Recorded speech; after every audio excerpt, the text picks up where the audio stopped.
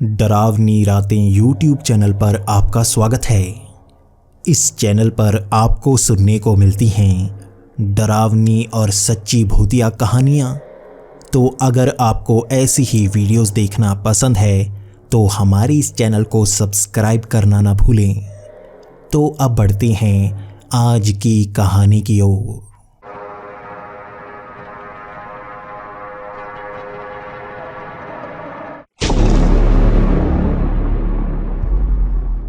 हमारी आज की कहानी हमारे साथ शेयर की है पंजाब से बलजिंदर जी ने।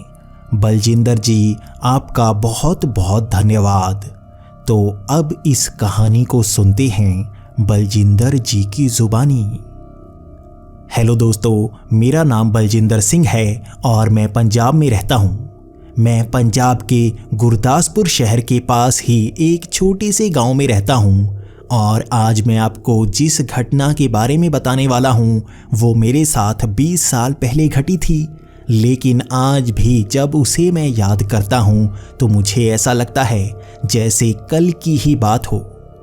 उस समय मेरे गांव के पास के गांव में ही मेरा भाई रहा करता था और उस समय उसको पैसों की तंगी चल रही थी।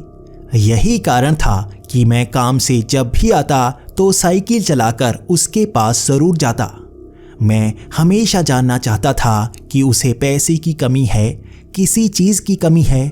इसीलिए मैं उसके पास लगभग हफ्ते में 2 बार ज़रूर जाया करता था। मैं हमेशा ही दोपहर के समय उसके पास जाया करता था और मेरे पिताजी हमेशा कहा करते थे कि दोपहर को इस समय उसके पास ना जाया करूं, क्योंकि दोनों गांव में आने जाने में जो रास्ता था वो बहुत ज़्यादा सुनसान था।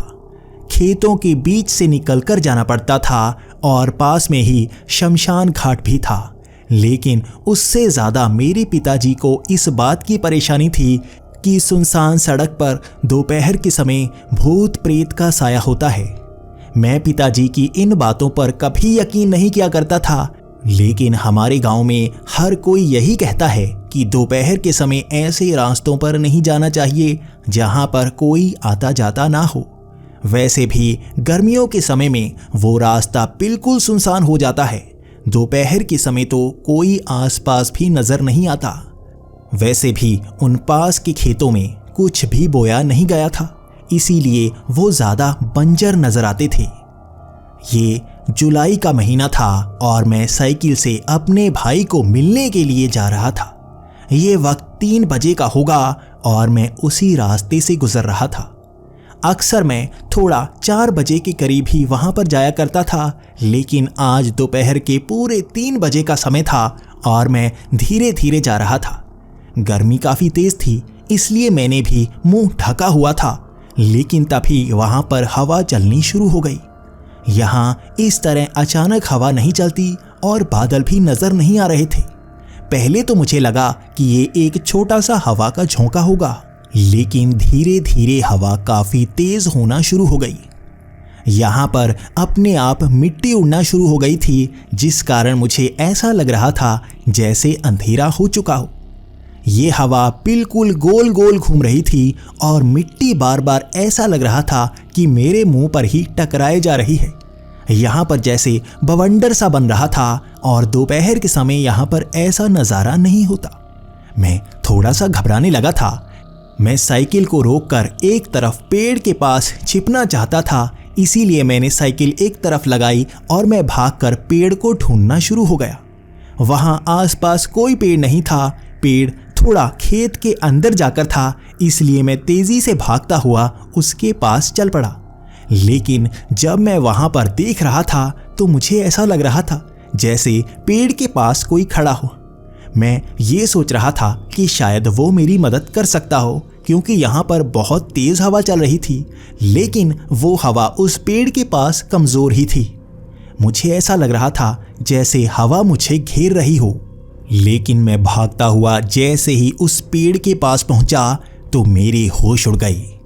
उस पेड़ पर एक लाश लटक रही थी। ऐसा लग रहा था जैसे किसी ने फांसी लगा ली हो। उसकी आंखें बाहर निकल आई थी। मैं उसे पहचानने की कोशिश कर रहा था, लेकिन वो मेरी पहचान में नहीं आ रहा था। धीरे धीरे जैसे हवा चल रही थी, उसकी लाश भी जैसे हवा में झूल रही थी। ऐसा नज़ारा देखकर मैं बहुत ज़्यादा डर गया था।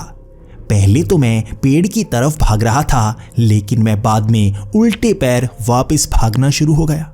मुझे ऐसा लग रहा था जैसे मेरा सामना किसी भूत या प्रेत से हो गया हो।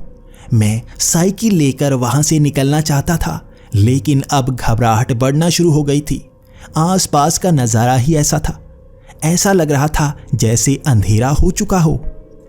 ऊपर बादल भी जैसे घिर आए थे।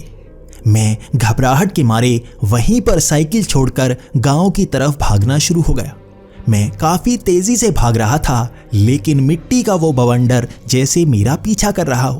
तभी मैं तेज़ी से उस बवंडर से बाहर निकला और घने हरे खेतों की तरफ भागना शुरू हो गया। लेकिन सामने मुझे 2 लोग नजर आए। वो उन्हीं खेतों में काम किया करते थे और मैं उन्हें पहचान चुका था। मैं उन्हें आवाज़ें लगा रहा था और वो भी मेरी आवाज़ें सुनकर मेरी तरफ भागना शुरू हो गए। जैसे ही मैं उनके पास पहुंचा तो मैं घबराई हुई आवाज़ में ये कहने लगा, देखो वो मेरा पीछा कर रहा है, बचाओ, ये भूत मेरा पीछा कर रहा है। लेकिन उन्होंने जैसे ही पीछे देखा, पीछे कोई नहीं था। मैं भी पीछे मुड़कर देख रहा था, पीछे मुझे भी कुछ नज़र नहीं आया।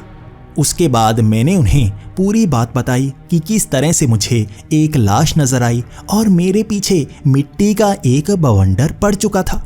लेकिन उसके बाद उन्होंने भी मुझे बताना शुरू कर दिया कि दोपहर के समय यहाँ प्रेत घूमते हैं। इस प्रेत को सलेडा कहा जाता है। सलेडा किसी का अगर दोपहर के समय पीछा करे तो उसे बहुत मुसीबत में डाल देता है। इसी कारण ऐसी धूप में कम ही बाहर निकलते हैं। वैसे भी ऐसे सुनसान रास्तों पर कभी कभी जहाँ शमशान घाट होता है, ऐसे प्रेत बाहर निकलते हैं और लोगों को बहुत ज़्यादा परेशान कर देते हैं। कहते हैं कभी कभी उनको ऐसा नज़ारा दिखाते हैं जिसके बारे में कोई सोच नहीं सकता। मैंने भी उन्हें यही बताया। मुझे एक लाश नज़र आई, लेकिन मैं उसे पहचानने की कोशिश करता रहा। मेरी पहचान में वो नहीं आया। उसके बाद वो मुझे गांव में ले गए और मैंने सबको ये बात बताई। सब मेरी बात सुनकर काफ़ी घबरा चुके थे और पूरे गांव में ये बात आग की तरह फैल गई। मेरा भाई भी काफ़ी घबरा रहा था, क्योंकि मेरे चेहरे पर काफ़ी खरोंच के निशान थे। वो हवा चल ही इतनी तेज़ रही थी कि वो मिट्टी मेरे चेहरे से टकरा रही थी। उसने मेरे चेहरे पर काफ़ी खरोंच के निशान बना दिए थे। मैं भी जान गया था वो साधारण हवा नहीं बल्कि एक प्रेत था। लेकिन वो लाश किसकी थी, मैं ये पता नहीं कर पाया। उसके बाद वो रात मैंने अपने भाई के घर ही निकाली और अगली सुबह मैं अपने गांव आ गया। मैं बाद में पूरा हफ्ता ये सोचता रहा कि वो लाश किसकी होगी, वो चेहरा किसका हो सकता है। मुझे अगले हफ्ते उसका जवाब भी मिल ही गया। अगले हफ्ते मेरे भाई ने मुझे बताया कि उसके गांव में किसी ने फांसी का फंदा लगा लिया है। मैं जल्दी से अपने भाई के पास पहुंचा और मैंने जैसे ही एक पेड़ पर लटकी हुई लाश देखी, मैं उस चेहरे को पहचान गया था। ये वही चेहरा था जो एक हफ्ता पहले मैंने दोपहर के समय देखा था। मैं घबराया हुआ अपने भाई के गले लगाया। मैं उससे कहने लगा, ये वही है, ये प्रेत वही है, सबको नजर आ रहा है, देखो ये प्रेत वही है। लेकिन उसके बाद गांव में जैसे हलचल मच गई। हर कोई इस बारे में बात करने लगा। बाद में मुझे बताया गया कि वो रामू था, जो कई महीने पहले यहाँ खेतों में काम करने के लिए आया हुआ था। शायद उसे पैसों की काफ़ी कमी हो गई थी, जिस कारण उसने फांसी का फंदा लगा लिया। उसने आज सुबह ही फांसी का फंदा लगाया था और मैं तो इस बात को सुनकर पूरी तरह से डर गया था, क्योंकि ये चेहरा मैं एक हफ्ते पहले भी देख चुका था, बस पहचान नहीं पाया। इसके बाद गांव के बुजुर्ग ने मुझे इन बातों के बारे में बताना शुरू कर दिया। उन्होंने बताया कि पुराने समय से ही दोपहर में ऐसे सलेडे निकलते हैं। इन्हें सलेडा इसीलिए कहा जाता है क्योंकि ये बवंडर के आकार के होते हैं। इनकी शक्ति भी हवा में ही समाई होती है और इसी से वो नुकसान करते हैं। लेकिन मुझे तो उन्होंने भविष्य दिखा दिया था। ऐसी घटना के बारे में किसी को नहीं पता था और किसी बुजुर्ग ने इसके बारे में बात नहीं की। वो तो खुद हैरान थे कि कैसे मुझे भविष्य नजर आ गया और वो 1 हफ्ते बाद घटा, बिल्कुल वैसा का वैसा ही। पहले मैं भूत प्रेत पर यकीन नहीं किया करता था, लेकिन इस घटना ने मुझे बहुत ज़्यादा डरा दिया। मैं इस घटना को आज के बच्चों को बताने की कोशिश करता हूँ, लेकिन वो मुझ पर हंसते हैं।